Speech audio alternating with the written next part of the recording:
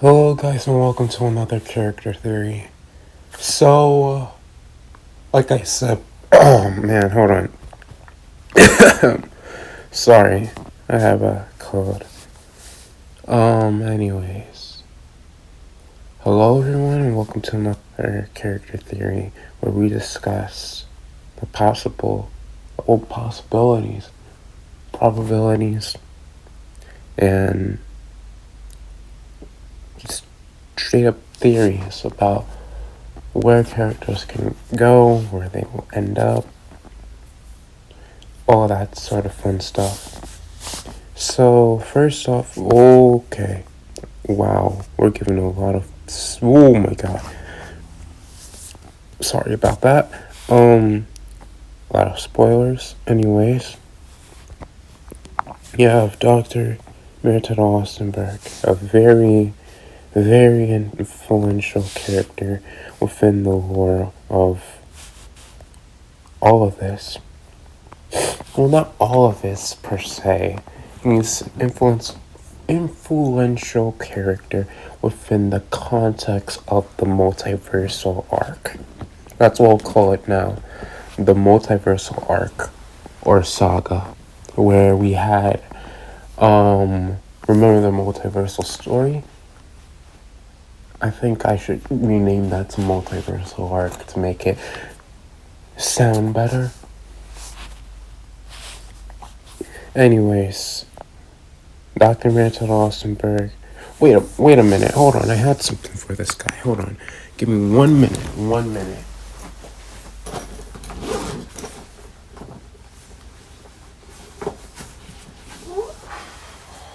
Okay. So we are talking about Dr. Mirratado Austinbur. Oh, here we go. He's an emotionless, callous. He does his job well. He's a doctor. He pushes his emotions aside for his stake. He is also a part-time inventor, which used to be his dream until it was beaten out of him. He has problems trying to feel things. He doesn't have that many friends. He's analytical throughout his story. And he saves an assassin. That's fun, isn't it? So, I know the concept seems absurd where he saves an assassin, right? Of course, in the context, he didn't know. He didn't know he was saving an assassin. He didn't know that would even matter to him because they were just a patient at the end of the day. An overappreciative patient for a job that he didn't really care for. He just did it for the money, and that's all.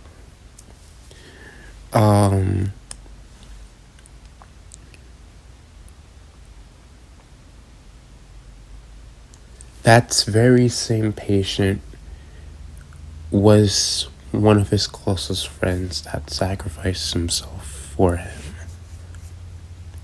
And he does many things to bring them back, but doesn't have the materials to do something like that. So he had to improvise. He needed to find somebody that has the technology so he can revive his friend. Right?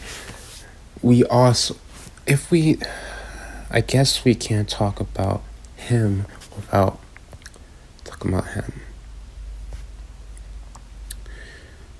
I'm sorry, these names suck. I can't believe this guy's just a cold-blooded murderer that laughs at messed up jokes about deaths and is ironically his friend. So you have this callous sort of individual, this sadistic joyful person, if that makes sense, which could come up with some has a lot of potential, is all I'm saying. And I mean, the design isn't holding him back either. I mean, come on now. Doesn't look that bad compared to others. And his original design, yeah, I like this one better. Only problem, well, I have some possible titles that I also wrote for this sort of character. We are so lucky that I just got to this character, right? So, first of all, like, these are some possible titles that could come out from them. We got Analyze, like, the book title is called Analyze, so this could be where Dr. Mirratado Austinbur, starts his journey. He starts out. We're not gonna include the doctor bit of it. We're gonna jump straight into when he saved his friend, and then that friend became, bigger and bigger of an influence to him. Maybe you see, this is also in the same universe as Jackie Mill Purple, as Armor Rarely, as Bob Volcano. All these dangerous threats, all these dangerous teams, all these dangerous powers, all these dangerous gods, just scattered all throughout the world. And he is not safe from them because one of Jackie's animatronics rules, the town that he lives in. Rules pretty much the whole state, to be honest. Or maybe it's country. I'm not sure. It depends on where they live at, right?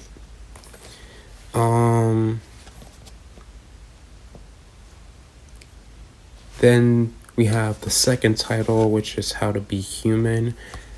I think it's self-explanatory. He starts to gain sympathy for not only I think he would first have to figure out that he saved an assassin. And maybe that will develop curiosity. Maybe that will develop, something more.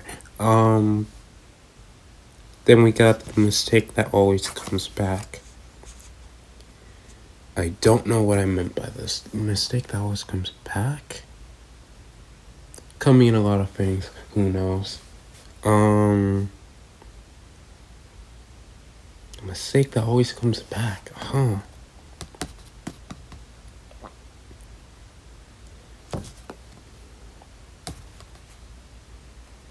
Maybe it could mean Jackie makes an appearance. Maybe one of his animatronics makes an appearance. But that wouldn't explain why. Okay, so this would be the end of the trilogy, right? I mean, something has to happen. Someone has to die. Something detrimental happens there. And maybe it happens multiple times because it says it always comes back. Not like they're notorious for this or something.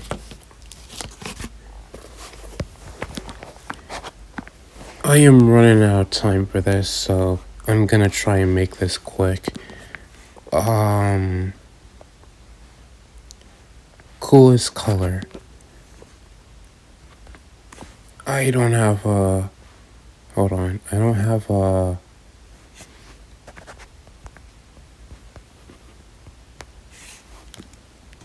Okay, cool. We don't have anything for this guy.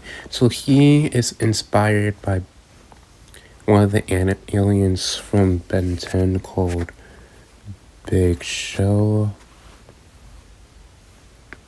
Okay, hold on. Yep, here you go. He's a fly animatronic. As Ice Powers looks a lot like Big Shell, but he's an animatronic. One of the more notorious ones, but animatronic nonetheless. Don't have that much on him. Oh, this one. Okay. This is where things get crazy. So, Micheal Jason Purple. He is more of a suit than an animatronic. He is more of a plan than an animatronic, if that makes sense. He's more of a suit that is worn to protect himself from, literally right next to him, got the false god of this universe we have. Even though he has lots of animatronics, the list just goes on and on and on. But there's also outliers within that batch of even animatronics, even all of his technology. He needs protection. This is his protection. I feel like this is kind of the sort of, what's the word? This is kind of his suit, his cop-out card, and I feel like it would make sense if he spent his sweet time developing this as this last, like his Hail Mary, his last hope. I don't think just in case I wrote about him. Did I? Oh, not enough. I haven't wrote, I drew on him, don't get me wrong, but not, there's no dialogue, pretty much. This one's a bit of an obscure one, but we got Hosepital. Hosepital. I'm sorry, I'll go stop. He has a WaterGun that is 100 times stronger than a regular hose. It has 5 different modes that are 2 times stronger than the last, and it has a water axe that is 100 times stronger than a regular fire axe. So he is pretty much water firefighter, if that makes sense. Which is kind of obscure. Not kind of, it is obscure. There's who do you know that's doing this? Like, come on now. Get with the times. Alright, hold on. Hosepital.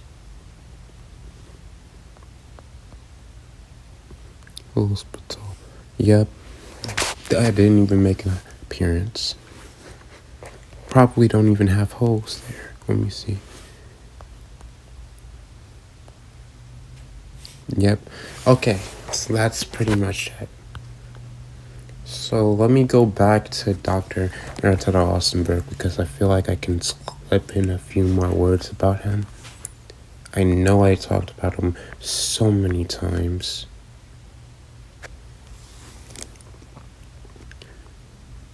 Huh? Really? This is... Oh! Okay. And that's the last one. Okay, you know what? Yeah, okay. So this one's a recent one. Get away from me, you vile vermin. You're screaming. Why? Are you scared? Okay, so first off, get away from me, you vile vermin. He points a knife at the creature. So, again, this is like a roleplay thing where I voice the lines, where I act as the characters that I've drawn. So, it says, listen to the tone, right? Get away from me, you vile vermin. Serious, but a little bit of nervousness tinted within his tone of his voice. You're screaming? Why? When he meets this sort of crocodile. Are you scared that I'm not normal, that I'm not the same as you, that I'm not like you? My goodness, man. I was just surprised. And then he feels guilty when he's called out for being scared, whether it's because he wants to act tough or he genuinely felt bad. Maybe a mix of both.